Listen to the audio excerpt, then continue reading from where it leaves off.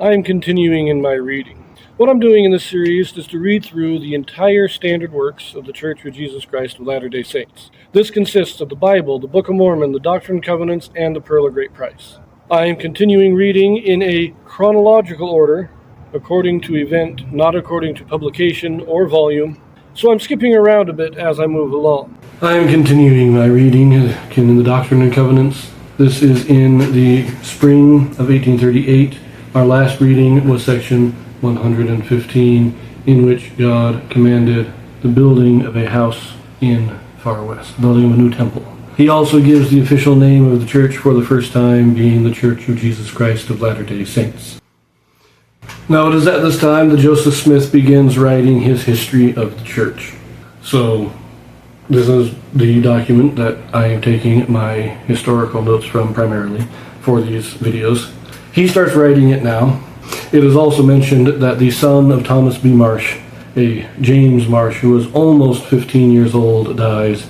It doesn't state what he died of, what was the cause of death, but he dies at this time, and I have to think that that is a somewhat of a contributing factor in Thomas B. Marsh's later apostasy.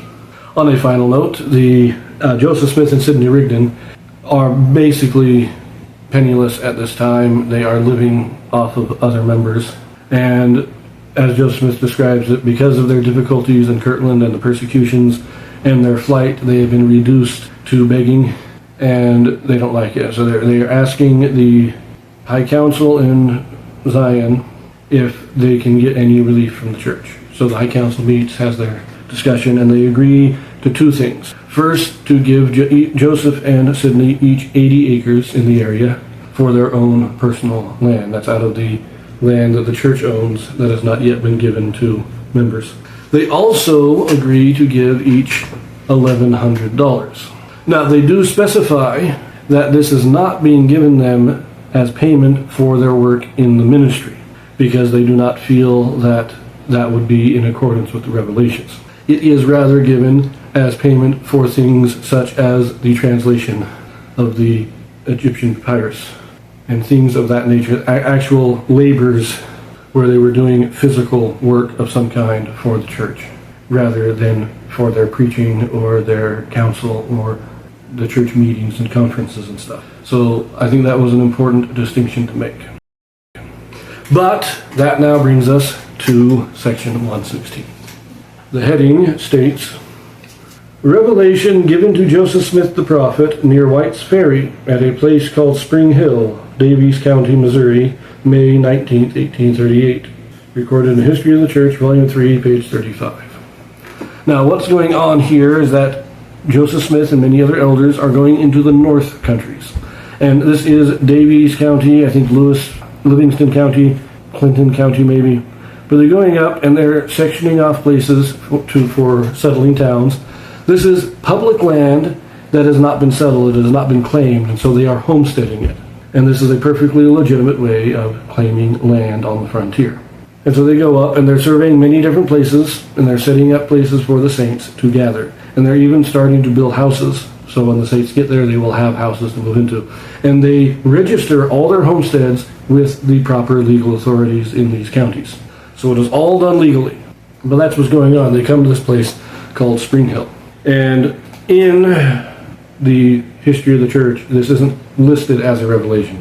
It is just part of Joseph Smith's description. So this is also the shortest section in the Doctrine and Covenants. So let us read it very briefly. Spring Hill is named by the Lord Adam-Ondi-Ahman, because, said he, it is the place where Adam shall come to visit his people, or the Ancient of Days shall sit, as spoken of by Daniel the prophet. And that's all it said.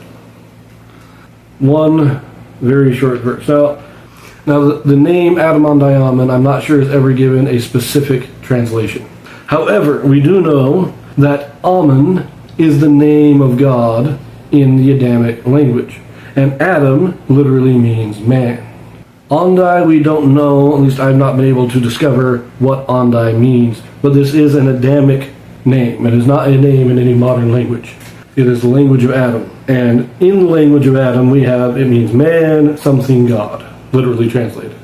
And I think that what it means is basically, and this wouldn't be an exact translation, but it's basically where man communicates with God. Because this is where they would have held, as it says in other places, this is where they would have held their religious meetings. There was an altar in this. When they first came to Spring Hill, they found an ancient altar. It is described as being like 15 feet, 9 feet long and 5 feet wide, a rather large altar. It has now since been destroyed, and all that is left is a pile of stones. But when they first got there, it was a altar. And it was said that this was the altar that Adam made sacrifices on. When the church, in the days of Adam, they would gather here in what is known as the Valley of Adam-Ondi-Ahman and offer their sacrifices to God. So I think the name Adam-Ondi-Ahman basically means where man meets God, or where man worships God. Now, it's not where Adam lived. We will learn, we read about where Adam lived in other revelations. But he did his sacrifices. He did his worship in the Valley of Adam-Ondi-Ahman. Now, it makes reference to Daniel. In Daniel, we read about the Ancient of Days sitting with, was it like 10,000 before him, and 10,000 times 10,000 gathered around and praising him.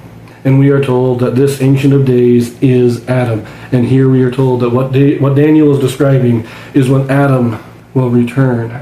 And we will deliver up all those who hold priesthood keys will be gathered into a great conference where they will return their keys to Adam. And then Christ comes, and Adam turns his keys back to Christ, who is king. Remember, Adam is the prince.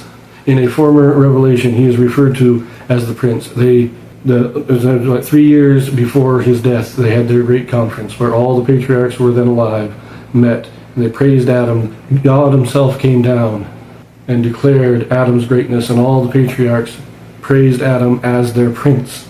He is not king because Christ is king. Adam is prince, meaning he is second to Christ.